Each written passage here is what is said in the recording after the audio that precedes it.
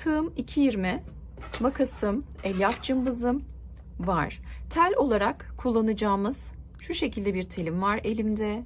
0.80 milimlik çiçek telidir arkadaşlar. Sizin de elinizde farklı materyaller varsa değerlendirebilirsiniz tabii. Elyafımız olacak ve şurada gördüğümüz detayda, kalp detayında ve kulak içinde ben yün keçe kullanıyor olacağım. Ama isterseniz örgüyle de yapabilirsiniz. Kanalımda bir kalp tarifim var. Onu da ekleyeyim açıklamalar kısmına. Beyazla mesela o kalbi örüp ya da kırmızıyla nasıl arzu ederseniz bu kısmına dikebilir, yapıştırabilirsiniz. Yine kulak içine parça örebilirsiniz. Biz videomuzda dediğim gibi yün keçe iğneleme ile çalışacağız. Bunun için yün keçe iğneleme iğnesi temin edebilirsiniz ya da elinizde varsa kullanabilirsiniz ve şu şekilde de yün keçe kullanıyor olacağım. Eğer malzemeleriniz hazırsa hadi gelin o halde tarife başlayalım. Evet, öncelikle bir miktar beyaz ipi ihtiyacımız var. Malzemelerde değinmediğimiz ve 6 milim gözlerimiz olacak arkadaşlar. Öncelikle bunları yapalım çünkü kafayı örerken takacağız. Sihirli halka ile başlıyorum. Şöyle orta parmağımdan çeviriyorum, çaprazı görüyorum ve o baş parmağımla sıkıştırıp sık iğnemi yapıyorum. Bir kilitlememi yaptım. Şimdi sihirli halkamın içerisine 1, 2, 3, 4, 5, 6 adet sık iğnemi yapıyorum. Sihirli halkamı şöyle çekerek kapatıyorum ve şöyle bir yuvarlak haline getiriyorum. Göz altı için beyazlarımız bu kadar arkadaşlar.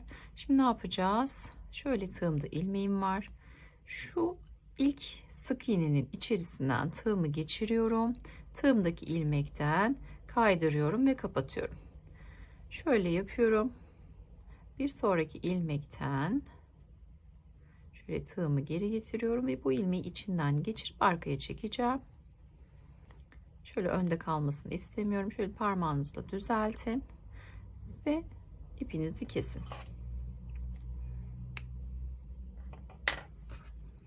Sonra bu ilmeği çekin. Şöyle çekelim. Bir tarafı, bu taraf. Şu iki ucu şu şekilde birbirine bağlayalım. Şöyle bir tane daha bağlayalım ve tamamlamış olacağız. Evet. Şimdi bu iplerin uçlarını kesebilirim. Şöyle görünmesini istemiyorum. Ve bu parçadan bir tane daha örüyoruz. Hemen bir tane daha yapıyorum. Aynı işlemi. 1, 2, 3, 4, 5 ve 6. Sihirli halkamı çekiyorum, kapatıyorum. Şöyle yuvarlak haline getiriyorum. İlk sık iğnemin içerisinden tığımı arkadan öne doğru geçirip ilmeği arkaya alıyorum. Şeklini düzeltiyorum. İpi kesiyorum. Ve ilmek haline bozuyorum. Şu şekilde bağlıyorum. Bir kez daha sıkıştırıyorum. Ve tamamlıyorum. Şöyle içinde bırakacağız zaten bunu. Uçlarını kesiyorum. Şimdi bakın. Tamamlamış olduk. Şu şekilde bir şaşkın eda vereceğiz. Nerelere gözlerimizi takacağız? Bu videoda bir değişiklik olmuş olacak. Gözleri en başta yapacağız. Şimdi şu birleştirme yerimin de kaybolmasını isterim aynı zamanda. Şu ilmeği şöyle bir genişletin. Ve buradan 6 milimlik gözlerimizi takıyor olacağız.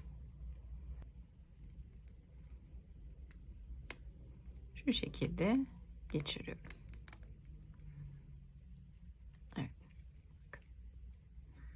Şöyle saklayacağım. ve böyle takacağız. Diğerini de yapalım. Şuraya takalım. Makasımın ucuyla genişletiyorum. Bir yer belirliyorum. Şu esnemede yanındakinden deneyeceğim. Tamam. Burası uygun olur.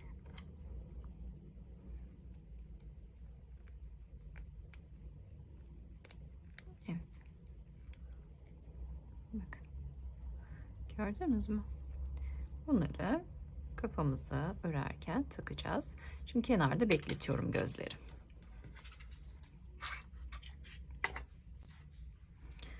Şimdi şu burun kısmından başlayarak öreceğiz. Evet, şimdi kahverengi ipimle şöyle tutmak benim için daha kolay. Örmeye başlıyorum. Yine sihirli halka ile örüyoruz. Sihirli halkanın içerisine 1, 2, 3 sık iğneler dolduruyorum. 4, 5 ve 6 tane sık iğne yapıyorum. Sihirli halkamı çekiyorum, kapatıyorum. Bir üst sıraya geçiyorum. İlk sık iğnemin içerisinden örmeye başlayacağım. İpimi içeride yürüteceğim. Bir sık iğne ve aynı yere ikinci sık iğnemi yapıyorum.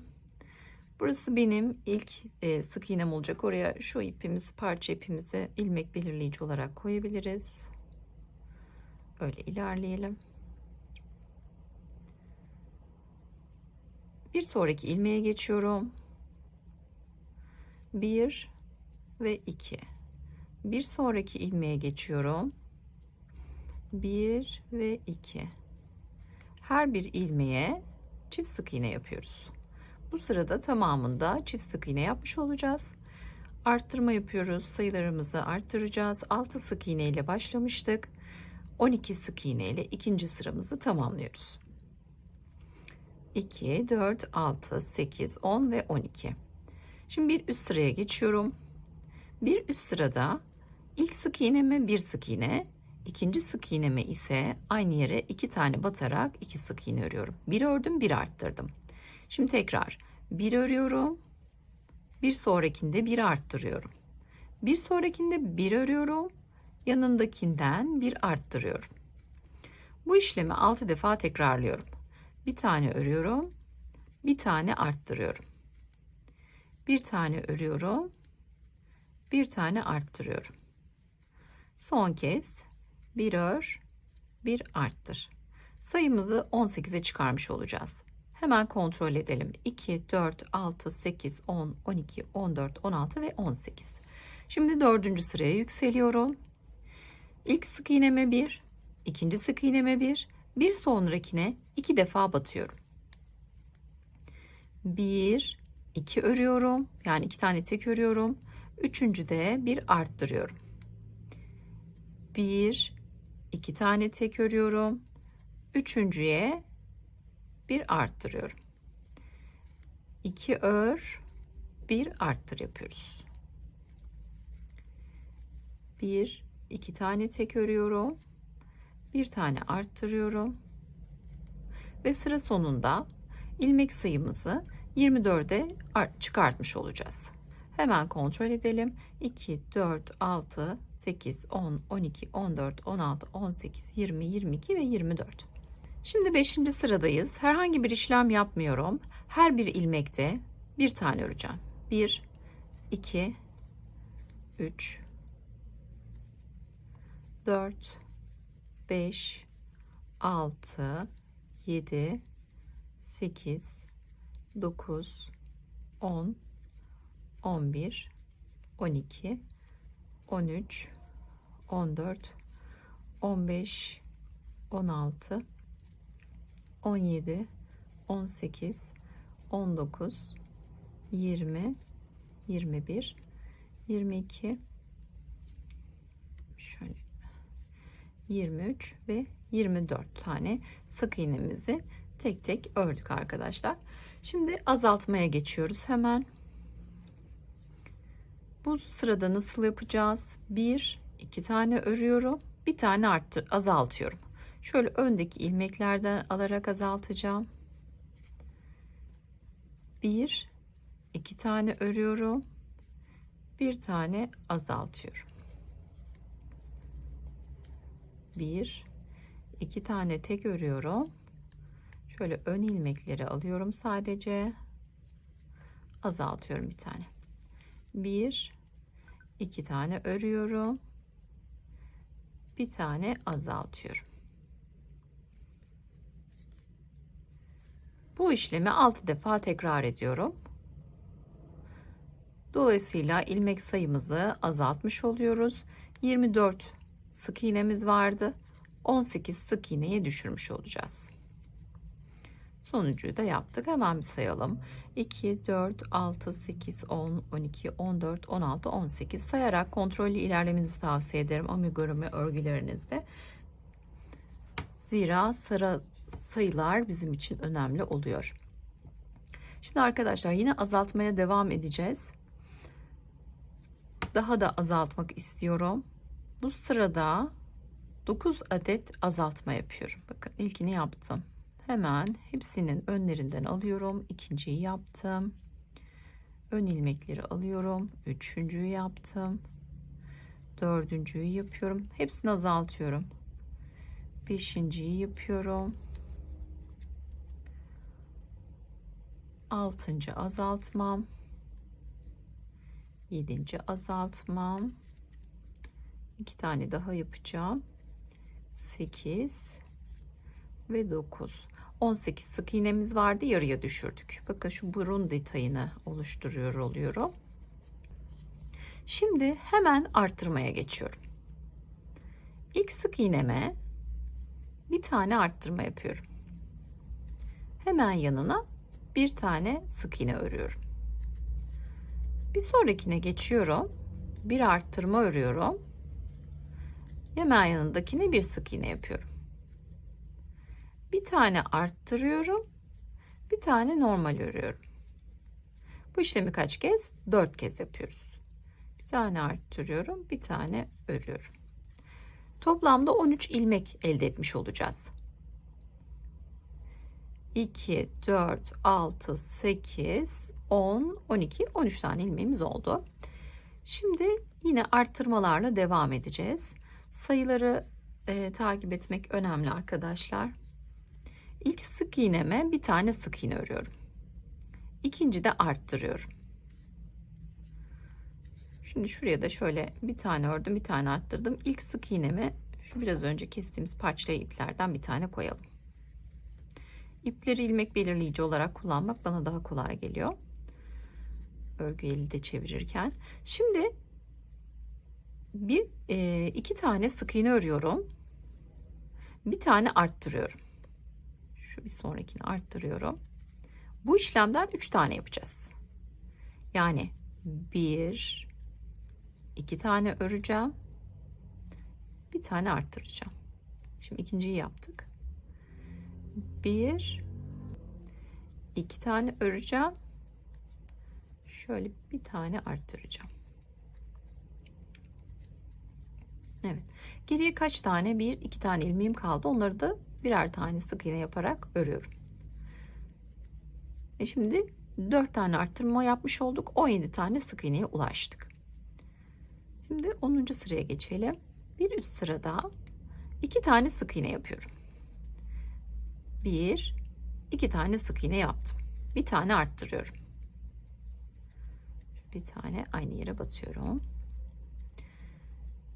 Şimdi bu kez 3 tane sık iğne yapacağız. 1 2 3 tane sık iğne yapıyorum. Bir tane arttırıyorum.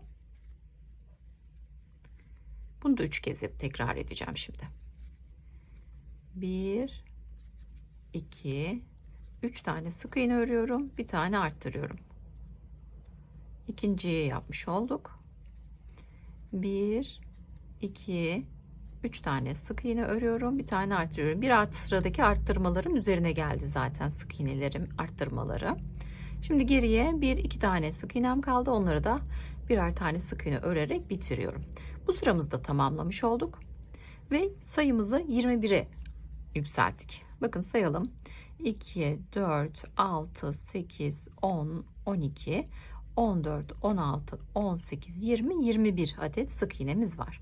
Şimdi bir üst sıraya geçiyorum. 1, 2, 3 tane sık iğne yapıyorum. Bir tane arttırma yapıyorum.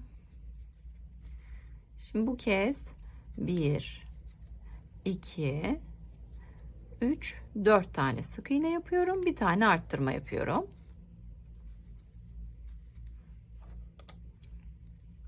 Tekrar 1, 2, 3, 4 tane sık iğne yapıyorum. Bir tane arttırma yapıyorum. İkinciyi yaptım. Tekrar 1, 2, 3 ve 4. Bir tane artırma yapıyorum. Bu tekrarları bitiriyorum. 3 defa tekrar ettik. Şimdi ne yapacağız? Bir tane sık iğne öreceğiz. Yanındakine bir tane artırma yapacağız. Sayımızı 26'ya yükselttik. 2, 4, 6, 8, 10, 12, 14, 16, 18, 20, 22, 24 ve 26 tane sık iğnemiz var. Şimdi bu arada gözleri takacağız. Ama şimdi değil tabii, birazcık örelim. Bir üst sıraya geçiyorum. 4 tane sık iğne yapıyorum. 1, 2, 3, 4. Bir tane arttırıyorum. Şimdi 1, 2, 3, 4, 5 tane sık iğne örüyorum. Bir tane arttırıyorum. Şimdi 1, 2, 3, 4, 5 sık iğne örüyorum. Bir tane arttırıyorum. 1, 2, 3, 4, 5 sık iğne örüyorum. Bir tane arttırıyorum. Yine 3 kez işlemimizi tekrar etmiş olduk. Ve 2 sık iğne örüyorum. 1, 2, bir tane arttırıyorum. Sayımızı arttırdık. 5 sık iğnemizi arttırmış olduk. Sayımızı 31'e yükselttik. Bakın sayalım. 2, 4, 6, 8, 10, 12, 14, 16, 18, 20, 22, 24, 26, 28, 30, 31 sık iğnemiz var. Arttırarak devam edeceğim. 5 sık iğne örüyorum. 1, 2, 3, 4, 5. Son arttırmamızı yapıyoruz. Bir tane arttırma yapıyorum. 1, 2, 3, 4, 5 ve 6 arttırıyorum. Şimdi bunu tekrar edeceğim. 2 kez daha. 1, 2, 3, 4, 5 ve 6 arttırıyorum bir tane. Sonuncuyu yapıyorum. 1, 2, 3, 4, 5 ve 6. Bir tane arttırıyorum. Şimdi 1, 2, 3 örüyorum. Bir tane arttırıyorum. Son kısmı da 3 ör 1 arttır yaptık. Şimdi elimizde 2, 4, 6, 8, 10, 12, 14, 16, 18, 20, 22, 24, 26, 28, 30, 32, 34, 36 tane sık iğnemiz var. Şimdi bu sırada her birine bir sık iğne yapıyoruz arkadaşlar. Toplamda 3 sıra olmuş olacak. Yani 3 sıra boyunca arttırma eksiltme yapmadan 36 sık iğneyi öreceğiz. Şimdi ben hemen örüyorum.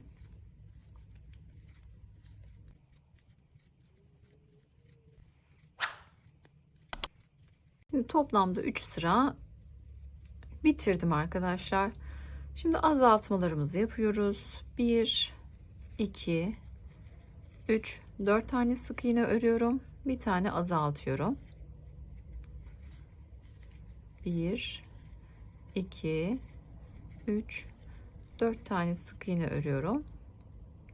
Bir tane azaltıyorum. 1, 2, 3, 4 tane sık iğne örüyorum. Bir tane azaltıyorum. Bu işlemi toplamda 6 defa tekrar edeceğim. Şöyle azaltalım. 1 2 3 4. Bir tane azaltalım. 1 2 3 4 ve son azaltmamızı yapalım. 36 sık iğneyi 30 sık iğneye düşürmüş olduk. Devam edelim. Bu kez 1 2 3 sık iğne yapıyorum, bir tane azaltıyorum. 1 2 3 sık iğne yapıyorum. Göz takmasını yapacağım bu bittikten sonra, bu sıra bittikten sonra bir tane azaltıyorum. 1 2 3 sık iğne örüyorum. Bir tane azaltıyorum. 1 2 3 ör, bir azalt. 1 2 3 ör, şöyle bir tane azalt. 1 2 3 ör ve son azaltmamızı yapmış olduk. Şimdi gözleri takalım arkadaşlar. Nasıl yapacağız ona bir bakalım. Şimdi bu kısmı arkada bırakıyorum. Şöyle şuradan bakıyorum. Buralara da takacağız. Öncelikle burun kısmını bir dolduralım. Ben böyle küçük noktalar için cımbız kullanmayı tercih ediyorum. Şöyle koyuyorum. Elyaf cımbızıyla noktalara gönderiyorum elyafı. Tığ arkasıyla da doldurabilirsiniz. Farklı aparatlarda kullanabilirsiniz. Cımbız kullanmak zorunlu değil. Ama daha pratik oluyor diye tavsiye edebilirim size. Şimdi şu şekilde yerleştiğinden emin oluyorum. Şu ipimizi de çıkartalım. Evet.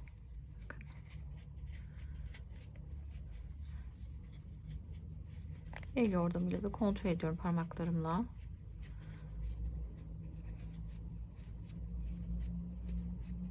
Şöyle kenarlarından iteliyorum. Tamamının böyle güzelce dolmuş olduğundan emin oluyorum. Boşluk bırakmamaya çalışın. Çok da sıkı doldurmamaya çalışın. İlmek aralarınızı kontrol edin. İlmek aralarınız açılmasın. Elyaflar dışarı taşmasın. Evet. Tamamlamış olduk. Şimdi gözleri takalım. Şöyle alayım gözleri. 11. sıraya takacağız. Şöyle bir sayalım. 2 4 6 8 10 11. Bakın şuraya denk geliyor. 11. sıradan sonra 2 tane arttırma yapmışız. 2 arttırma gerisine takmış olacağız. Şöyle bir buradaki arttırma, bir buradaki arttırmayı takabilirsiniz mesela. Şöyle yapalım. Bir bakalım. Şuradan makasımın ucuyla yer belirliyorum kendime. Şöyle takıyorum. Diğerinde diğer arttırmanın hemen dibine şöyle yer belirliyorum.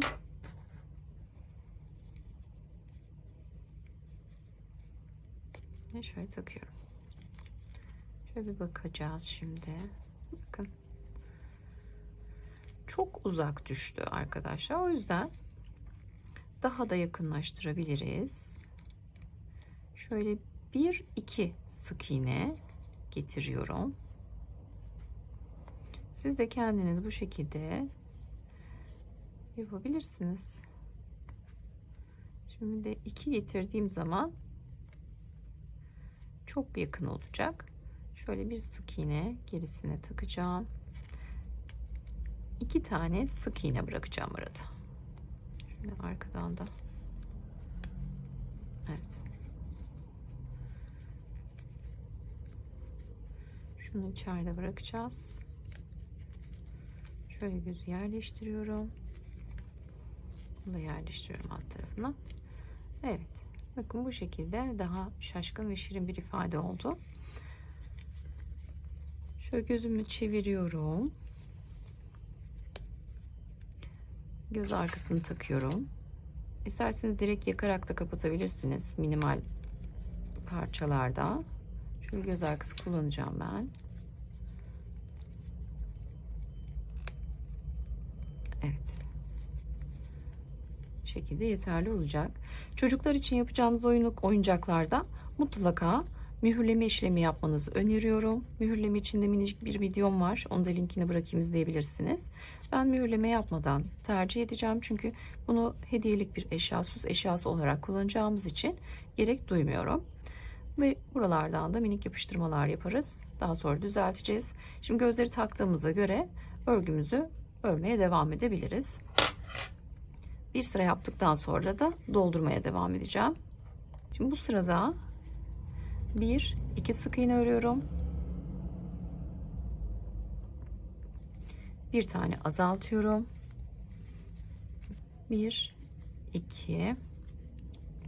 sık iğne örüyorum. Bir tane azaltıyorum. 1-2 sık iğne örüyorum. Bir azaltıyorum. Sıra sonuna kadar aynı işlemle devam ediyorum. 2 tane örüyorum, bir tane azaltıyorum. Toplamda 6 tane yapmış olacağız bu işlemi. 6 defa yapmış olacağız. 2 tane örüyorum, bir tane azaltıyorum. 1 2. Şimdi artık doluma başlayabiliriz. Şöyle avucumuzu tutuyorum, kafayı. Bir miktar elyaf alıyorum.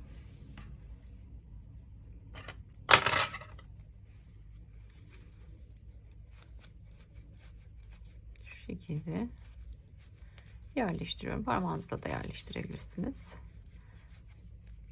Şu boyun birleşim kısmına cımbızla gönderdiğimden emin oluyorum. Bir miktar daha elyaf alıp şöyle kenarlara parmağımın yardımıyla kontrol ederek, hissederek elyafın varlığını ve yokluğunu, şimdi bu tarafta boşluk kalan yerlere gönderiyorum.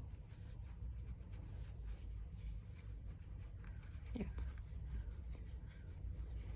Şöyle yanlara yerleştire en sonunda da ortada boşluk kalan yerlere yerleştireceğiz. Evet. Şurada bakın boşluk var. Burayı da yerleştirelim.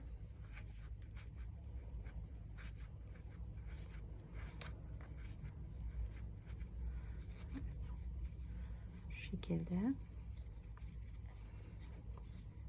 yeterli şimdilik. Kapatırken gerek duyarsak tekrar birazcık daha koyarız. Şimdi bir ör bir artır yapacağım. Sıra sonuna kadar aynı işlemi tekrar edeceğim. Yani 6 defa bir ör bir azalt, düzeltiyorum. Kapatıyoruz artık çünkü. Bir ör bir azalt yapıyorum. Bir örüyorum, bir azaltıyorum.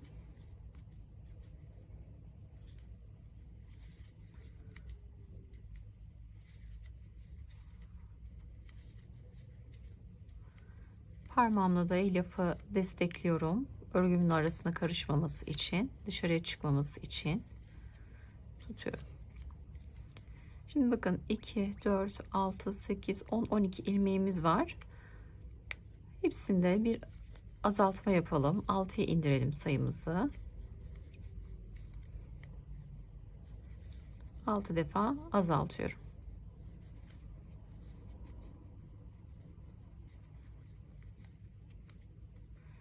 Son bir defa. Son azaltmamı bakın şöyle çekiyorum ve tığımdaki ilmekten geçiriyorum. Bu şekilde. Ve ipimi kesiyorum. Şimdi bunu iğne yardımıyla da yapabilirsiniz. Ben şöyle tığımla dış ilmeklerden şöyle çekerek pürüzsüz bir kapama elde edeceğim. Hepsinden bakın şöyle dışarıdan içe doğru ilmeğin tek tarafını alıyorum ve şöyle çekerek kapatıyorum. Şöyle iğne yardımıyla da onu saklayalım.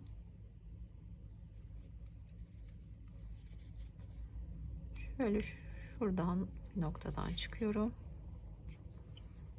Sonra şöyle ipin bir telini alıyorum. Orada şöyle bir düğümleme yapıyorum. Daha sağlam olması adına.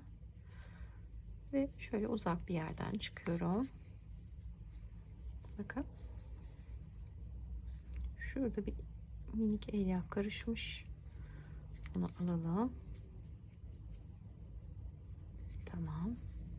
Şimdi şuradan çıktım. Şu ilmeğin üstüne şöyle alıyorum ve başka bir yerden çıkartıyorum. Çok çekmemeye özen göstereceğim içeriye kaçmaması için.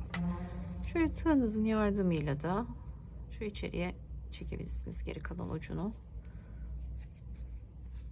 Evet. Şu ipimizi de alalım artık. Genel hatlarıyla bitirmiş olduk kafa yapımını. Şimdi kulaklarla devam edelim. Evet, kulak yapımı içinde yine sihirli halkayla başlayacağız.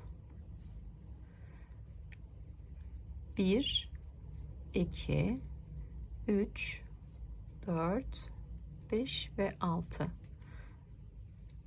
tane dolum yapıyorum. İpimi çekiyorum. Sihirli halkamı sıkıştırıyorum.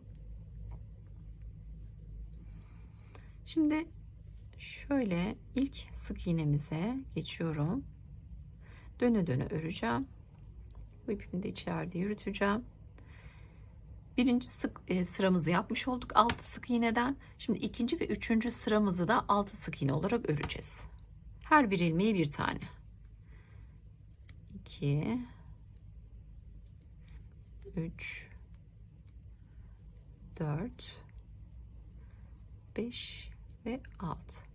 Şimdi şöyle örgümün iç kısma doğru kıvrılacaktır. Aynı sayıyla ilerlediğimiz için onu çeviriyorum.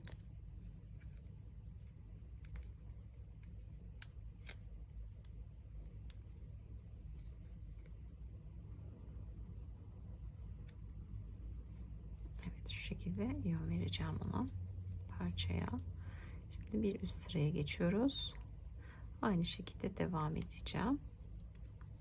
İpimi yürütmeye devam ediyorum. Şöyle ipimi hatta biraz çekerek düzeltebilirim. Ondan da yardım alabilirim. 2 bir sonrakine 3 şöyle elinizde çevire çevire örün. 4 5 ve 6. İpi yürütmeyi bıraktım. Şimdi arttırıyorum. Bir üst sıradan bir tane örüyorum. Bir sonrakinde arttırma yapıyorum. Aynı yere 2 defa batıyorum. Bir sonrakine bir tane örüyorum. Şöyle tıkıldı. Hemen yanından bir tane arttırıyorum. Bir sonrakine bir örüyorum. Bir sonrakinde bir tane arttırıyorum. Toplamda 3 tane arttırma yapmış olacağız. 3 kez tekrar ediyoruz bu işlemi. Ve sıra sonunda 9 sık iğneye ulaşmış oluyoruz. Bu ipimizi de şöyle içeriye doğru çekiyorum. İhtiyacımız olmayacak ona. Evet, şimdi 5. sıradayız. Arttırmaya devam ediyorum. Bir örüyorum. 2 tane tek örmüş oluyorum. Ve bir tane arttırıyorum. Bunu da yine 3 kez tekrar edeceğiz. 2 ör, 1 arttır. 1 2 ör, 1 arttır. Bakın. 2 4 6 8 10 12 tane sık iğne elde ettik. Şimdi toplamda 3 sıra 12 sık iğne olarak öreceğiz. Herhangi bir artırma eksiltme yok. Her ilmeğe bir sık iğne batarak toplam 3 sıra örüp geliyorum.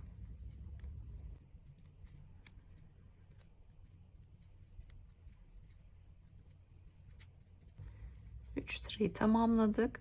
Şimdi bu sırada son sıramızda bir örüyorum, bir azaltıyorum. Kulak içlerini doldurmuyorum. Bir örüyorum. Bir tane azaltıyorum. Bir örüyorum. Bir tane azaltıyorum. Toplamda 4 kez tamamlıyorum bu işlemi. Ve sona geldiğimde 2, 4, 6, 8 tane sık iğnemiz olmuş oluyor. Şöyle bir tane ilmek kaydırma yapalım. Ve ipimizi uzunca keselim. Çünkü dikiş yapacağız. Bu kulaktan bir tane daha öreceğiz. 2 tane aynı kulağı örmüş olmamız gerekecek tarifimiz için. Şimdi ağız detayıyla devam edelim. Sihirli halkamı çalışıyorum. 1, 2, 3, 4, 5, 6 tane sihirli halka yapıyorum. Sık iğne yapıyorum ve sihirli halkamı şöyle çekerek kapatıyorum. Bir üst sırada arttırma yaparak devam edeceğiz. Genişleteceğiz bu parçamızı. İlk sık iğneme hemen aynı yere 2 tane batıyorum ve sıra sonuna kadar işlemi tekrar ediyorum. Sıra sonunda toplamda 12 tane sık iğnemiz olmuş olacak.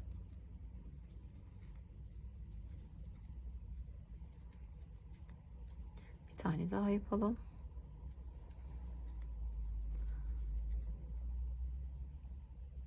On 12 tane.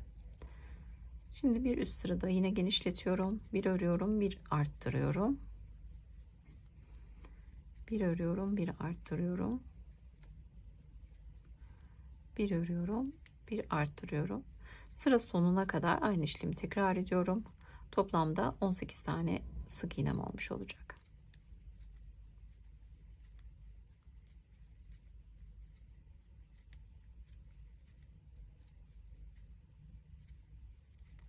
Evet, sonuncusunu da yapalım. 18 sık iğneyi ördükten sonra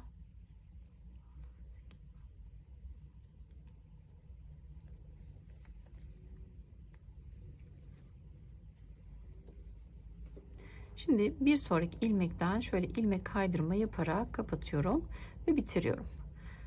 Şöyle bir sonrakine de hatta şöyle geçirelim ve arkaya alalım.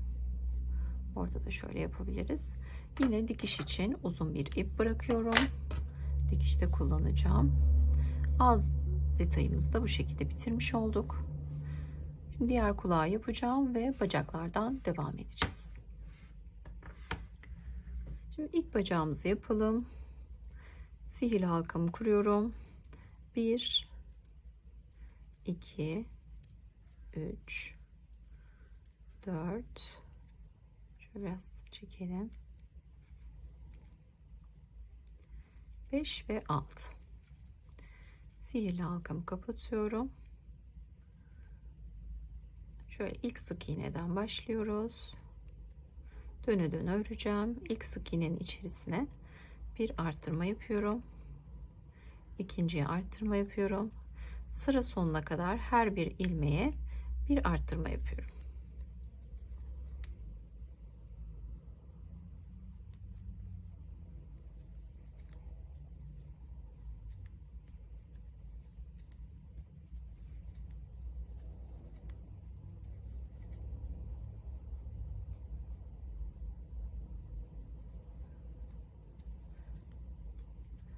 Altı olan sık iğne sayımızı 12'ye çıkarmış olduk. Şimdi ikinci sıramızı ördük. 3, 4, 5 ve 6 toplamda 4 sıra olmak üzere 12 sık iğne öreceğiz arkadaşlar hepsine. 12'yi tamamladık. 2 sıramızı örmüş olduk. Toplamda 12 sık iğneyi 4 sıra boyunca 3. 4. 5. ve 6. sıralarda da arttırma eksiltme yapmadan düz örüyoruz arkadaşlar. Hemen hızlıca örüyorum.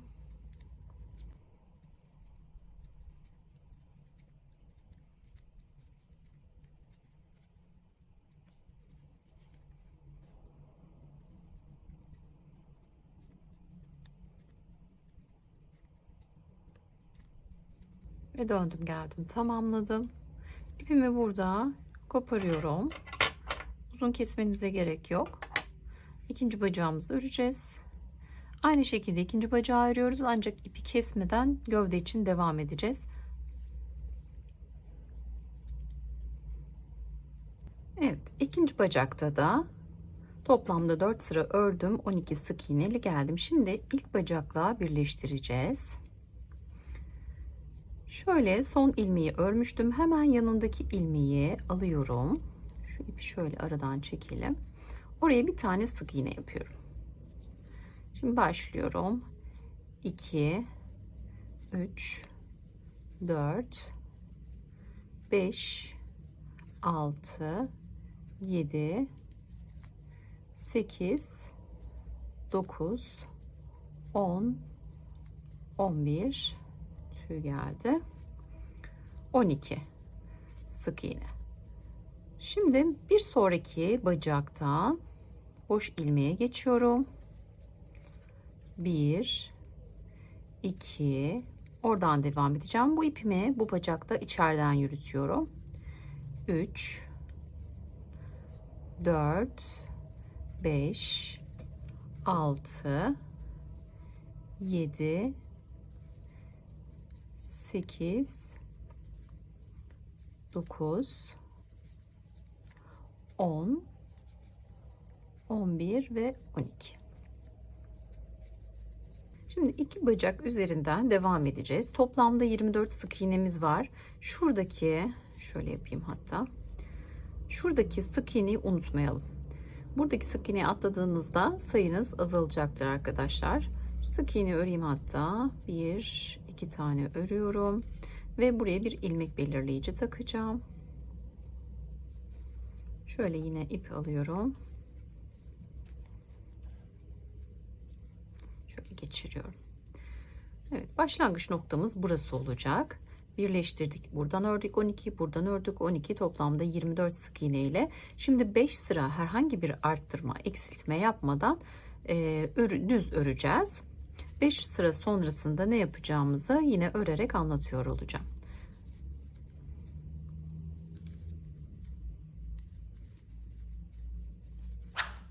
Beş sırayı tamamladım. Şimdi 5 tane tek sık iğne örüyorum. 1, 2, 3, 4, 5. Bir tane azaltma yapıyoruz. Yan tarafa denk geliyor. Şimdi 10 tane tek sık iğne öreceğiz. 3 tane ördüm.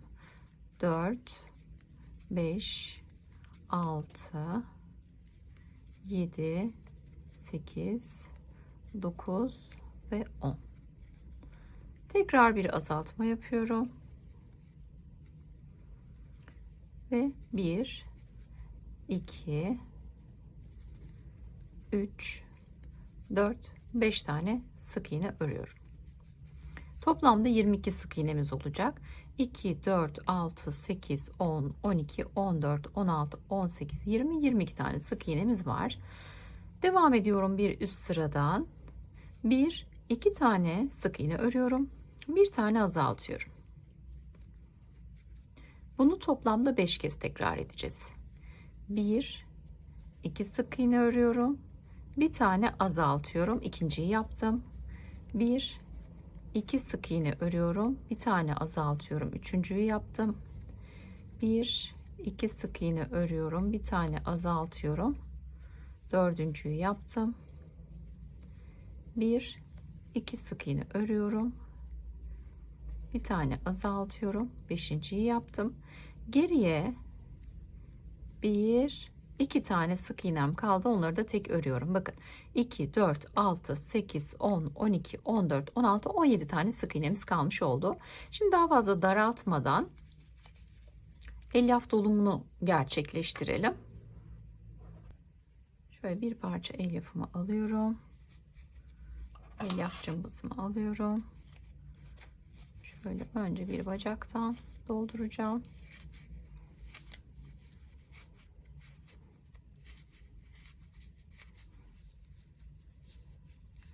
Şöyle güzelce yerleştiğinden emin olalım.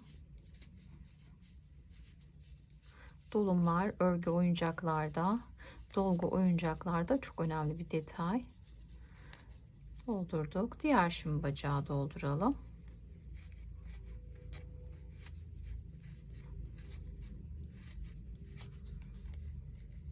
Evet.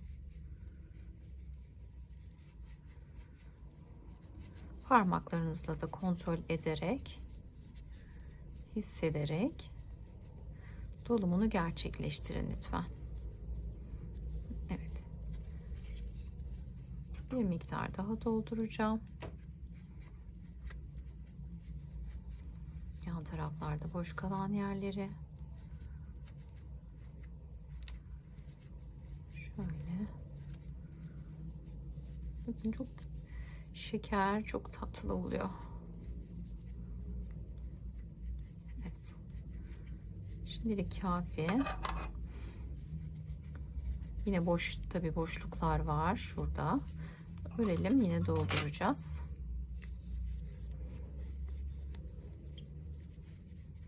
Şimdi bir örüyorum, bir azaltıyorum. Bir tane sık iğne örüyoruz, bir tane azaltıyoruz. Yine bunu 5 kez tekrarlıyoruz. Bir örüyorum, bir azaltıyorum. Bir örüyorum, bir azaltıyorum. Bir örüyorum, bir azaltıyorum. Ve sonda kalan 2 sık iğneyi de örüyorum. 2, 4, 6, 8, 10, 12 tane sık iğnemiz var. Şimdi bir sonrakinden şöyle tekrar devam edelim. Herhangi bir işlem yapmadan 1, 2, 3, 4, 5, 6, 7, 8, 9, 10, 11 ve 12.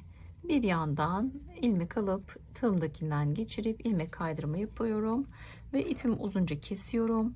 Çünkü dikiş yapacağım kafaya şu şekilde. Şimdi boşluk kalan yerlere elyaf dolumumuzu yapalım. Dolduralım ve dikişe hazırlayalım gövdeyi. Şöyle bir parça alalım.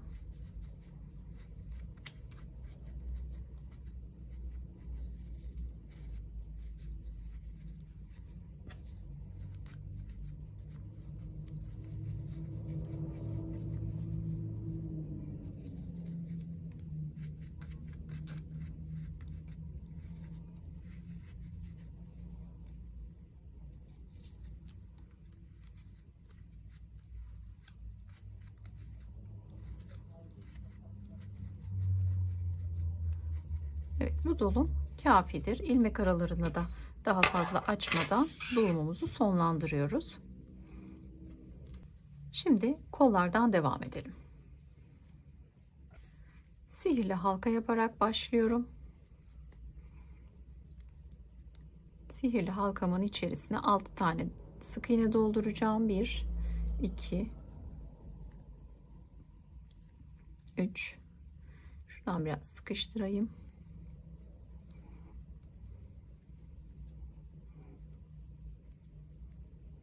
4, 5 ve 6. İlk sık iğnemden başlıyorum. Döne döne öreceğim. İpimi içeride yürüteceğim. Her bir iğneye her bir sık iğneye tek sık iğne çalışıyorum ve 6 sık iğne sayısını koruyorum. Bunu toplamda 6 sıra boyunca öreceğiz. Şimdi ben hızlıca her iki kolu da örüp geliyorum. İkinci kolu da ördüm. İpi koparmadan önce nasıl bir sonlandırdığımı da göstermek istiyorum. 6 sıra ördükten sonra katlayıp kolu içine doldurmuyoruz. Boş kalacak. Şöyle karşılıklı olarak ilmekleri bu taraftan da alıyorum, diğer taraftan da alıyorum, kapatıyorum. İkisini bir çekiyorum bakın. Şöyle örgünün bu tarafından da bu tarafından da ikiye katladıktan sonra alarak örüyorum. 2 sık iğne, bir de sondan şuradan yandan alıyorum. 3 sık iğne ile kapatıyorum. Bir zincir çekip ipimi uzun kesiyorum her ikisinde de, çünkü dikiş yapacağız gövdeye. Şimdi kollarımızı da tamamladık. Gövdemiz, kafamız, kulakları, ağız detayı ve kolları tamam. Şimdi öncelikle dikiş kısımlarını tamamlayalım. Ardından boynuz, keçe iğneleme ve atkı detayıyla devam edeceğiz. Şöyle gövdeyi alıyorum. Dikiş iğneme geçiriyorum hemen. Ve kafa kısmının dikişini sağlayacağım. Şöyle koyuyorum. Şu şekilde. Denk gelecek yerleri belirliyorum. İsterseniz bir iğne ile, uzun bir iğne ile de tepeden batarak da dikebilirsiniz. Size nasıl kolay geliyorsa, rahatınıza geliyorsa o şekilde dikişlerini sağlayın lütfen. İlmek atlamamaya özen gösterin. Bir gövdeden bir kafadan alarak dikişini sağlıyoruz.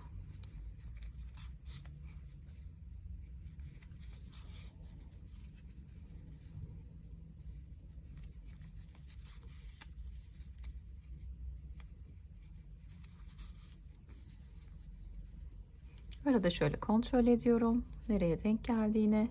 Ona göre ilerlemeye karar veriyorum.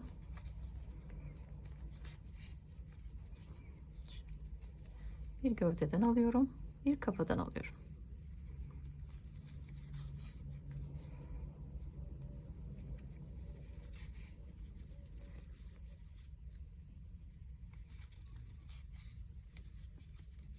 Sıraları da belirteceğim size. Kaçıncı sıraları ördüğümüzde göreceğiz. Diktiğimizi düzeltiyorum.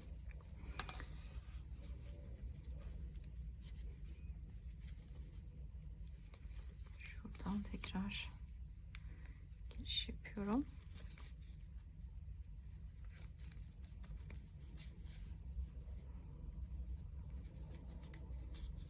Bakın bir kafadan, bir gövdeden.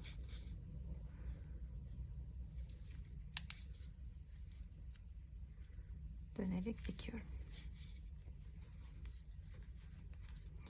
Şöyle şu arttırma yaptığımız sırayı baz alırsak 2 4 sıramız var arkadaşlar.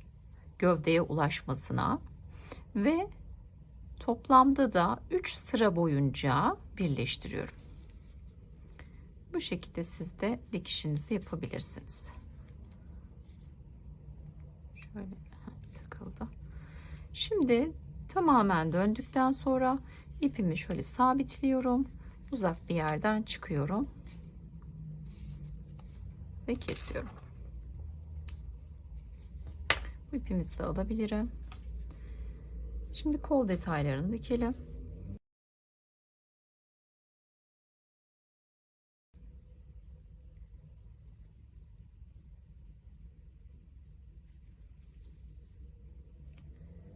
Şöyle kolu ayarlıyorum.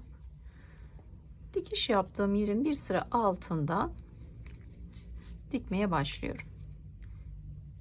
Bir koldan, bir gövdeden alarak dikişimi tamamlayacağım. Şöyle bir koldan alıyorum, bir gövdeden alıyorum. Şöyle yan tarafta kalan, boşta kalan ilmeği de sabitliyorum. Tekrar başa dönüyorum. Yine boşta kalan ilmeği de buradan da alıyorum.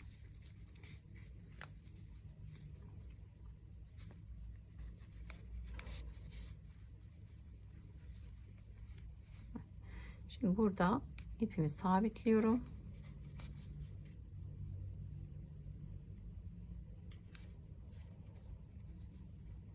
Sabitledim. Şöyle uzak yerden çıkarak ipimi saklıyorum. Şöyle ucunu kesebiliriz. Aynı şekilde diğer kolu da dikiyorum.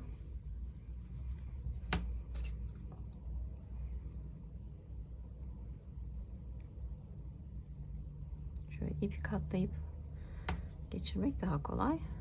Hangi yönünü kullandıysanız örgülerin iki tarafı da aynı şekilde yaparsanız daha güzel bir görüntü olur. Şöyle bir dikişin bir alt sırasından yine bir gövdeden bir koldan gövdeyi birleştiriyoruz.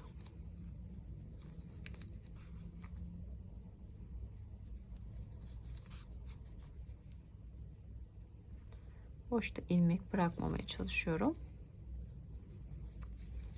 Şöyle geriye dönüyorum. Yanda kalan ilmeği alıyorum. Tekrar geliyorum. Burada da yine boşta kalan yan ilmeği alıyorum. Şöyle geriye gidiyorum ve orada sabitleyeceğim.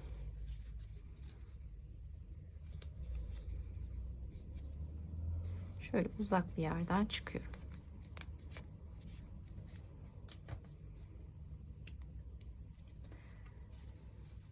Evet, oluşmaya başladı.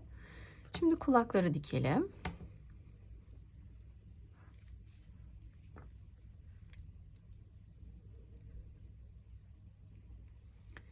Evet. Kulaklar için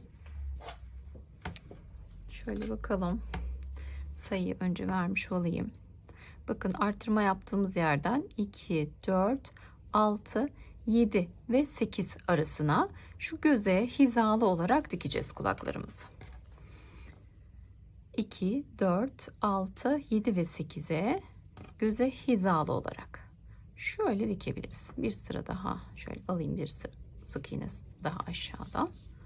Evet, şöyle dikeceğiz. Bunu dikerken öncelikle şöyle arka tarafını kafaya, sonra da ön tarafını kafaya dikeceğim. Şöyle bir kulaktan alıyorum.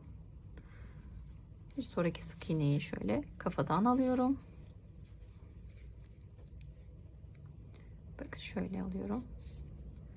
Bir de buradan alıyorum. Yine boşluk bırakmıyoruz. Şu şekilde bitiştirmiş olduk. Aynı işlemi ön tarafta da yapacağım şimdi. Şöyle yandan alıyorum. Aynı sık iğne arasında devam edin. Bir sıra alta inmeyin. Bir kulaktan aynı sık iğne arasından devam ediyorum.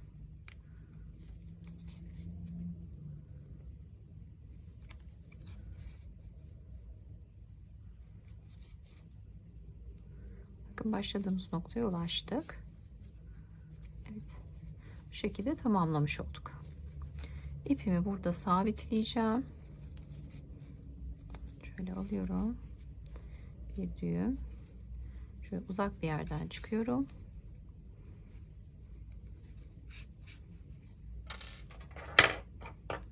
Ve ipimi kesiyorum.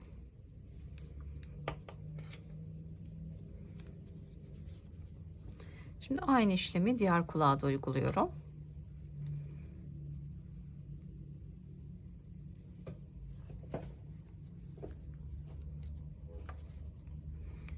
Yine aynı hizadan bakın şurası şu şekilde bir sık iğne geri geliyorum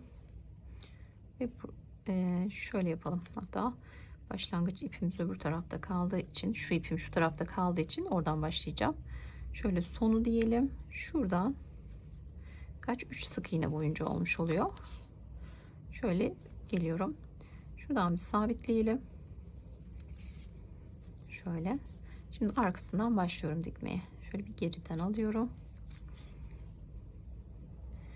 Bir kulaktan, bir kafadan. Biraz önce yaptığımız gibi yine 7 ve 8. sıralar arasına dikiyoruz.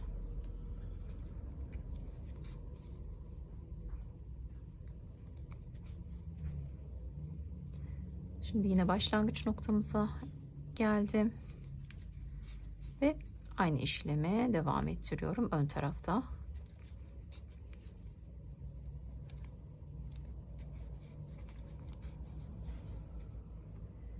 Bir kulaktan, bir kafadan.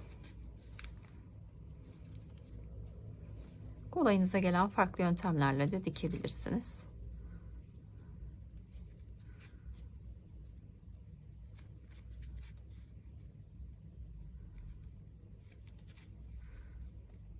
Evet, son başlangıç noktamıza gelmiş olduk. Burada ipimi sabitliyorum. Ve uzak bir yerden iğnemi çıkartıyorum. Şöyle biraz içeriye çekelim. İğneyi erken çıkarmış olduk. Şöyle içeride de yok edebilirsiniz.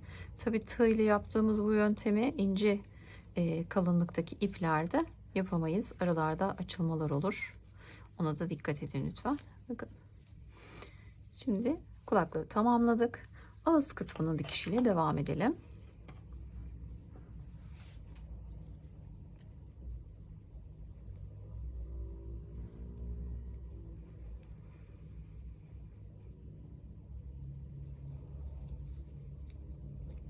Şu ipimizi içeride yürütmüştük zaten. Kesebiliriz. Şu başlangıç noktasına en alt kısma denk getireceğim. Şu şekilde bir form vererek dikeceğim. Tamamını dikmeyeceğim. Şu yanlardan sabitleyecek şekilde dikeceğim. Şimdi şuradan denk geldiği noktadan başlangıcımızı yapalım.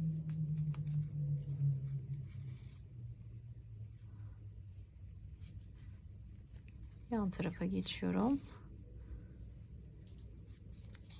Burada birkaç noktada sabitlemeniz kafi gelir.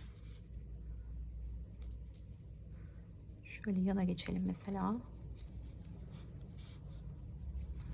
Şu şekilde denk gelmesini sağlayın. İsterseniz iğne ile sabitleyebilirsiniz. Daha kolay olabilir.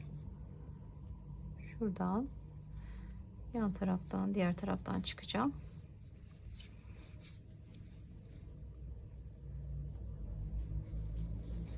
Evet. Şuradan şöyle alalım. Bu kadar yeterli olacaktır. Karşı tarafa geçiyorum. Ve orada ipimi sabitliyorum. Uzak bir yerden çıkıyorum. İpimin ucunu kesiyorum. Şimdi burun detayları var. Öncelikle onları yapalım. Ardından keçe iğnelemeye geçelim. Şimdi iğnemi bir miktar ip takacağım. Ve iğne yardımıyla burun detaylarını yapacağız. Şöyle bir ip keselim. Şimdi şöyle göz kararı 2 4 dördüncü sıraya göze yine hizalı olacak şekilde şuradan yapabilirim. Nasıl yapacağım? Bir tane atlıyorum, ikincisinden geri geleceğim. İkinci sık iğneden tekrar şöyle geri geliyorum. Şöyle bir çizgi oluşturuyorum. Bir tane daha gelelim.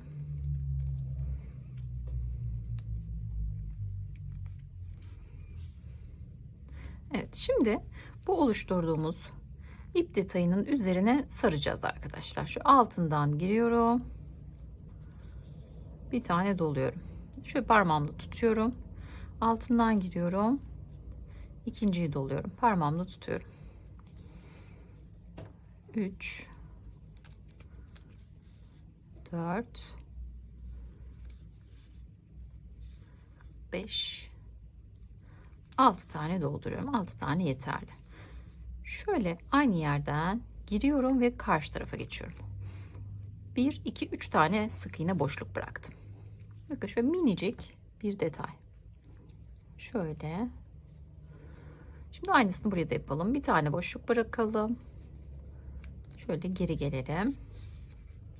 1 2 tane geldim. Şimdi buradan dolamaya başlayacağım. Altından giriyorum ve çıkıyorum. 1 ikinciyi yapıyorum. Üçüncü 4 5 ve 6. 6'yı da yaptım. Bakın. Şimdi aynı yerden giriyorum ve şu başlangıç ipimizin oradan çıkalım. Şöyle ikisine bir düğüm atalım. Sabitleyelim. Bir tane daha atalım. Ve iğnemin ucuyla uzak bir yerden çekiyorum.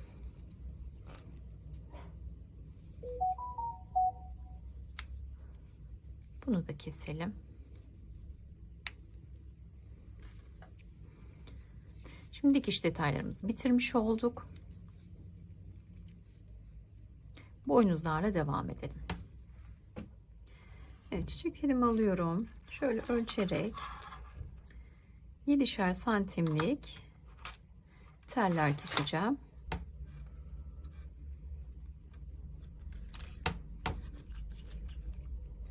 Dört adet keseceğiz.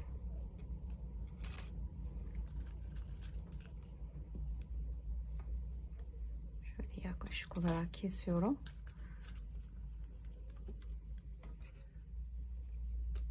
Evet. Şekillendirerek ve örerek ilerleyeceğiz. Öncelikle bir tanesini alıyorum. Şöyle Şimdi birazcık kıvırıyoruz baş kısmına.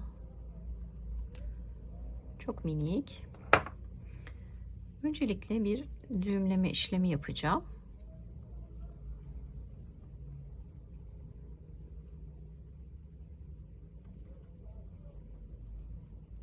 Şöyle ipimi telin üzerinde düğümlüyorum. Onu başa kadar ilerletiyorum. Ve sonra telimin ucunu sıkıştırıyorum iyice. Kıvırdığım kısımda. Ve tekrar düğüm atıyorum. Bu düğümler tepe noktamızı oluşturacak şimdi bize. Düğümledikten sonra ipin ucunu içeriye bırakıyorum. Şöyle alttan alıyorum. Düğüm bu tarafta kalıyor, uç kısmında. Bir sık iğne yapıyorum. Hemen bir sık iğne daha yapalım, sıkıştıralım. Bir tane daha yapalım. Şimdi ipimi biraz uca kadar içinde yürüteceğim telle birlikte. Bakın ipin düğümlediğimiz kısmıyla telin başını saklamış olduk. Şimdi bir miktar öreceğim. Çünkü boynuzun uçlarını oluşturacağız. Ve tam telin başına kadar yapmayacağım ilk telde bu işlemi. Şöyle göreceğiz birlikte. İlk etapta telin üzerinden örmekte belki zorlanabilirsiniz. Deneye deneye yapacaksınız, emin olabilirsiniz. Birazcık daha örelim. Bakalım bir. Şöyle ideal benim için. Kaç tane yapmışım? 1 2 3 4 5 6 7 8 9 10 11 12 tane sık iğne yapmışım. Bir tane zincir çekiyorum ve ipimi kesiyorum. Bu şekilde bırakıyorum. Şimdi ikinci telimi alıyorum. Aynı işlemi bunda da uygulayacağım. Çok minik şöyle kıvırıyorum. Biraz geniş kaldı. İpimi şöyle arasından geçireceğim. Ve düğümleyeceğim.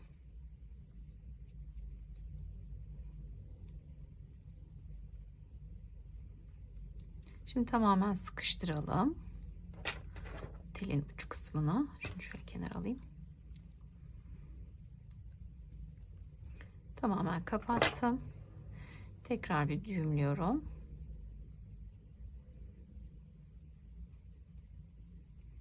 Evet. Şimdi ipimin ucunu alıyorum yine. Düğümü tepe noktasında bırakacağım. Şöyle alttan alıyorum. Bir sık iğne yapıyorum hemen. Bir tane daha. Bir tane daha. Bir bakalım. Evet. Tamam. Devam edebiliriz. Şimdi şu başı saymıyorum. 4 tane yaptık. 5 6 7 sıkı sıkı örüyorum.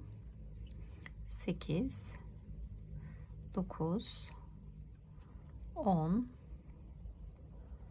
11 şöyle düzelterek ilerleyelim ve 12. Şimdi 12 tane sık iğne de bu tarafa yaptık. Eşit olmasını istiyorum ben. Diğer telimi de alacağım. Önce şöyle bir tığımı ipten çıkartıyorum. Şimdi şunu düzelteceğim örerken kolay olması için. Bunu da düzeltelim. İkisini birleştiriyorum. Bakın. Bunları iki tarafı da aynı yöne baksın. Biri ters biri düz olmasın. Şimdi buradan da yine şu ipi içeride yürütelim. 2 tane teli de alalım. Hepsinin üstünden örmeye devam edeceğim. Bakın. Birleştirdim. Şöyle döndü. Bunu daha sonra şekillendireceğiz.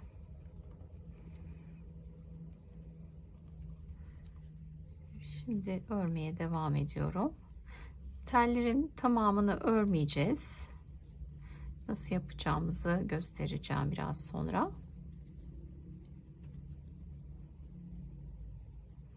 Bir tane daha yapalım. Evet. Bu kadar yeterli. Kaç tane yapmışız bakalım. 1, 2, 3, 4, 5, 6, 7, 8, 9, 10 tane sık iğne örmüşüz. Şimdi ipimi uzun kesiyorum. Şöyle bir tane zincir yaparak ipimi çekiyorum. Teller birbiriyle eşit değil. Önemli değil o da. Şimdi şöyle bir şekillendirelim. Şöyle bir şekil aldı. Şimdi eşitleyelim uçlarını. İkisini de eşitlemiş olduk. Şimdi burada kalan uçları tepeden, tepe noktasından şu dikiş yaptığımız aralıkta, bakın şu şekilde buradan dikişli birleştireceğim. Onu da birlikte yapalım.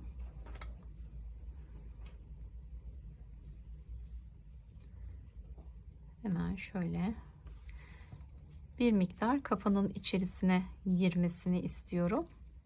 Bir tanesini bir sık iğneye, bir tanesini bir sık iğneye koyarak 2 sık iğne aralığında dikebilirsiniz. Şimdi buradan aldım. Şimdi teldeki ördüğümüz sık iğneden alıyorum. Şöyle arkadan geçiriyorum. Sonra şöyle sık iğnenin yan tarafından alıyorum. Diğer tarafa geçiyorum. Şöyle telin, iki telin arasından alıyorum. Etrafından dönüyorum. Bir tane sık iğne boyunca dikiyorum. Tekrar şuradan sık iğneden alıyorum. Öbür tarafa geçiyorum. Yani sıkıca sabitlemeye gayret ediyorum. Şimdi şuradan ipimi artık sabitleyebilirim. Şöyle iğnemden çıkarayım, biraz kısa geldi. Evet. Şöyle tığ yardımıyla da içeriye çekeceğim.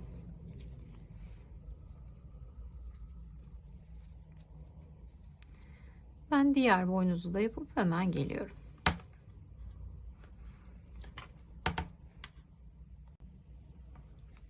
Bu şekilde boynuzlarımızı tamamlamış olduk.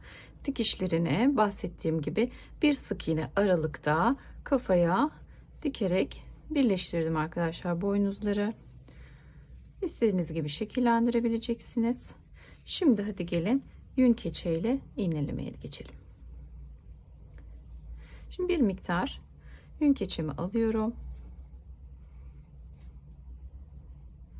Şöyle öncelikle az bir miktarda alacağım. Yapacağım kalbi bir şeklini belirleyeceğim. Siz örgü kalpte yapabilirsiniz, dediğim gibi iğneleme yapmak zorunda değilsiniz.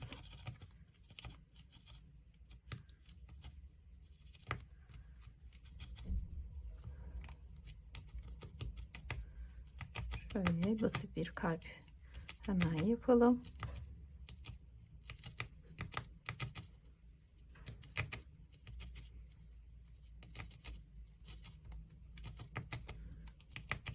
Bir miktar daha keçi alıyorum.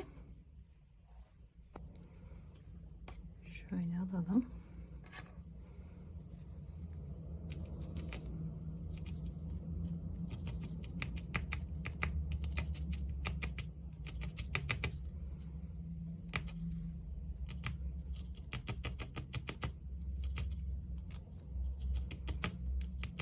Bu kısımları biraz hızlandıracağım ben arkadaşlar. Çünkü keçi iğnelemede birçok kez iğne darbesi kullanmak gerekecek. Son halini size göstereceğim.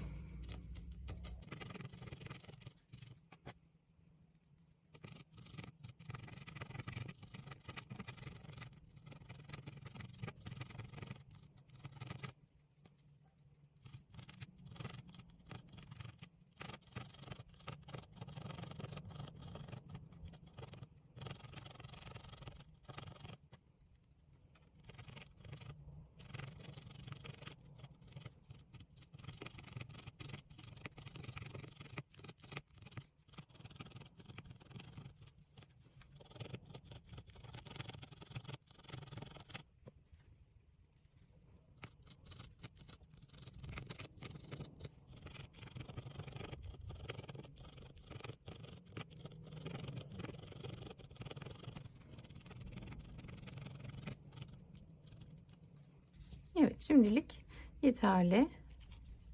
Şu şekilde bir keçeleme yaptık. Kulak kısımları için de şöyle alıyorum bir miktar.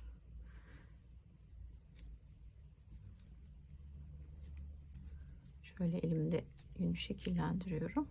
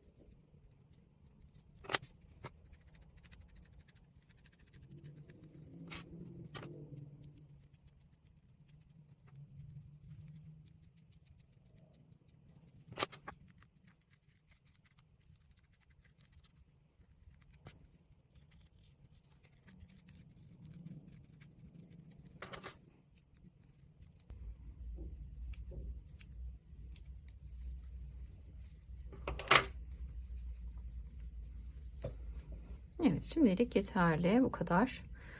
Keçi iğneleme çalışması bu ürünümüz için. Hadi gelin şimdi atkı detayına geçelim.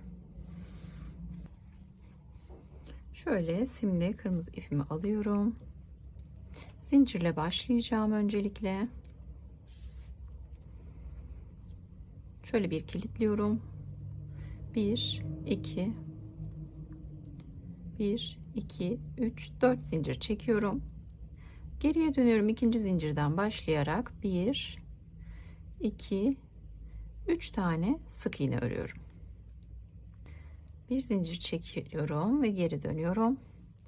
İlk sık iğneden bir ilmek, ikinci sık iğneden bir ilmek ve üçüncü sık iğneden bir ilmek alıyorum. Bakın hiçbirini kapatmadım, hepsi tığımda.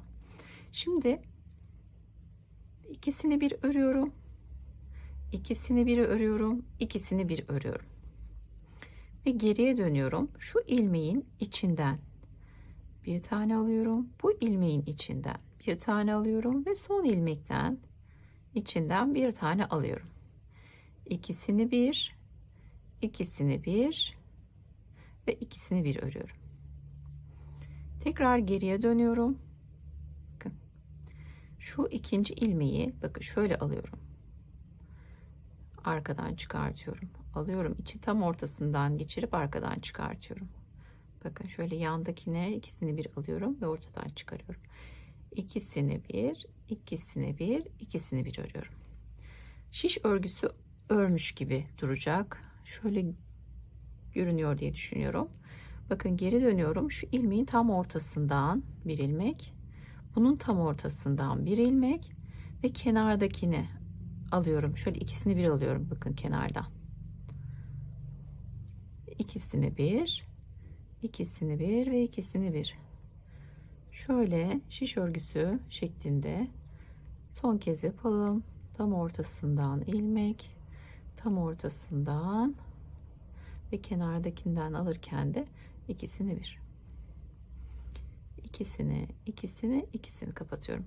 Bu şekilde istediğiniz uzunluğa varana dek örüp atkıyı bitireceksiniz. Bakın arkası da şiş örgüsü örülmüş halde.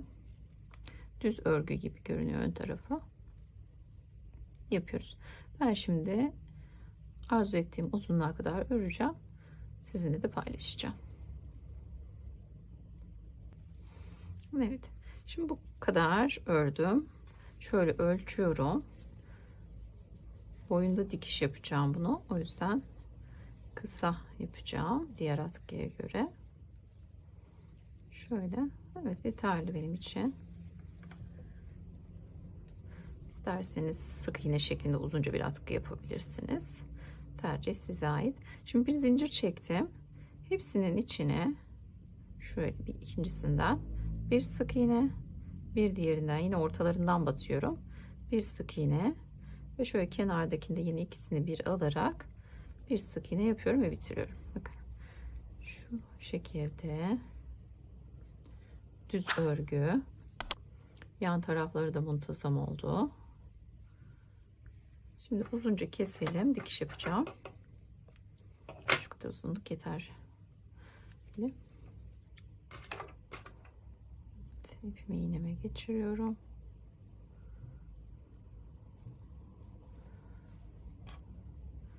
Şimdi şöyle alalım.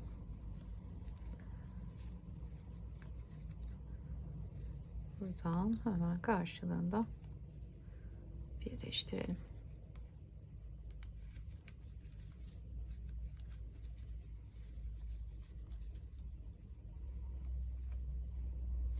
Bir sonrakine şöyle yan tarafa geliyorum. Bir yanından diğer tarafa çıkıyorum. Yan tarafa geliyorum. Karşı tarafa geçiyorum. Bu şekilde bir dikiş yapıyorum. Şimdi şöyle buradan ipimizi sabitleyebiliriz artık.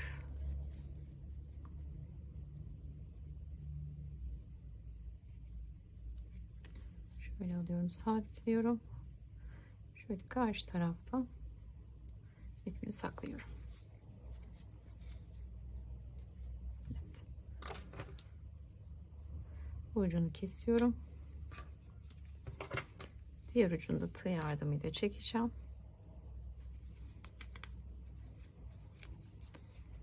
Bir kez daha kaydıralım.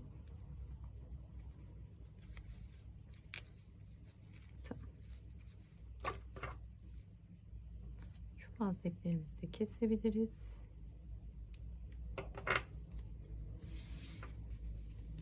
Ve bu şekilde sonlandırmış olduk. Yün keçe iğneleme çalışması yaptık. Örgüden amigurumi oyuncağımızı ördük. Telden boynuzlarımız ve bu şekildeki göz detaylarıyla tamamlamış olduk ürünümüzü.